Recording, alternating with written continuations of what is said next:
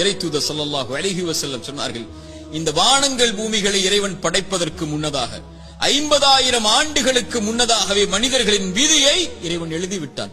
எவ்வளவு நாள் இவன் வாழ்வான், எவ்வளவு நாளில் மரணிப்பான், எதை பெறுவான், எதை இழப்பான், இவனுடைய வாழ்வாதாரம் என்ன, இவனுடைய சொத்து என்ன, இவனுடைய நஷ்டம் என்ன, இவனுடைய உறவு என்ன, இவன் பிரிவது என்ன, எல்லாம் எழுதப்பட்டு விட்டது.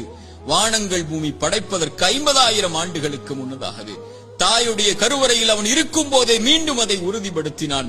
இறைத்தூதர் ஸல்லல்லாஹு அலைஹி வஸல்லம் சொன்னார்கள், நல்லா கேட்டுக்கோங்க, உள்ளத்தை தட்டி இந்த ஹதீஸ் அந்த உள்ளத்துக்கு சொல்லிக் கொடுங்க. எந்த ஒரு உயிரும் இந்த உலகத்தில் இருந்து மரணிக்காது அதனுடைய வாழ்வாதாரத்தை முழுமையாக்காமல்.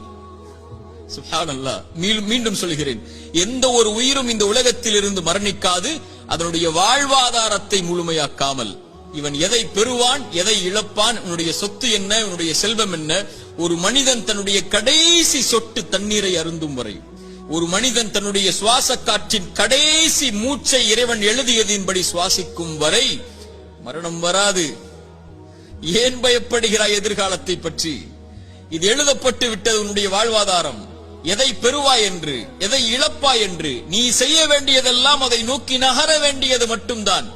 சோகம் வந்துவிட்டால், கவலை வந்துவிட்டால், இழப்பு வந்துவிட்டால், பிரிவு வந்துவிட்டால், இருட்டு அறையில் உட்கார்ந்து கொண்டு கண்ணீர் வடிப்பதை விட கிளம்பி செல் வெளிச்சத்தை நோக்கி.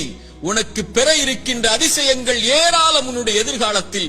அதை நோக்கி செல் என்பதுதான் இறைவனும் இறைத்தூதரும் நமக்கு காட்டக்கூடிய